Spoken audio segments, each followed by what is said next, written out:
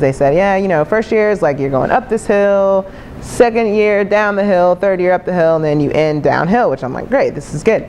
It pretty much went uphill and then up more second year. And, like, I'm studying a lot right now because we're about to take the boards. Pretty much anything anyone wants to talk about right now is the board. I was trying to enjoy my breakfast this morning, and one of my roommates came up and she was talking about how she was going to fail the boards, and we all know she's not going to fail the boards. And I just get kind of tired of hearing that because, you know, I don't know. It's a lot of pressure on us right now because we're the first class to come through. The boards is supposed to be a reflection of what you learned in the first 2 years, so it's either we learned a lot or we didn't learn a lot. A little pressure. You don't want to burn out, obviously, but I mean, the boards are kind of a big deal. I guess you can find a little humor in it. So I was seeing a patient, and she was a younger patient. She was texting while driving, which is terrible. I guess she had a car accident and was telling me the story and blah, blah, blah. And then I get to her social history and I'm like, do you use any illicit drugs? She said, yeah, I smoke marijuana.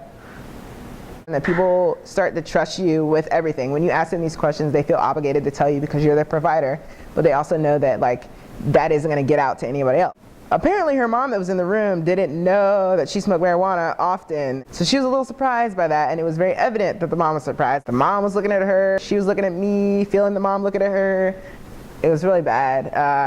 I was like, wow, next question. We always say this about Dr. Lucas, and you know, I don't mind telling him or whatever, but anytime we're doing rotations with Dr. Lucas, you know, we have nurses coming up to us saying, like, we're doing rotations with a guy. Dr. Lucas is a legend. You need to respect him. You need to realize who you're walking around with today. You better be so lucky that you're with Dr. Lucas today. It's like a little overwhelming at times because it's like every nurse we pass in the hospital knows him, talks to him. And so we have some amazing doctors that just, like, their humor just cracks me up. I like Dr. Caius because that's who I have right now, just because, like, we'll use all these baseball metaphors for, like, seeing patients or whatever, and he's like, oh, are you up to bat today? Yeah, I'm up to bat. The pitcher being the patient. I hope the pitcher doesn't throw a curveball or something like that. Do you drink alcohol?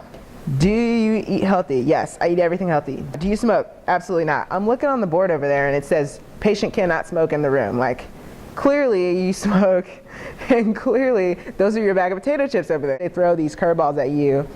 I mean, you come in there and you're like, oh, you're in here for, I don't know, just a headache or something. You interview them when they're supposed to tell you. They don't mention any of that when you're doing the like exam or whatever, physical exam. You see all these scars all over them and stuff. You're like, well, what are these for?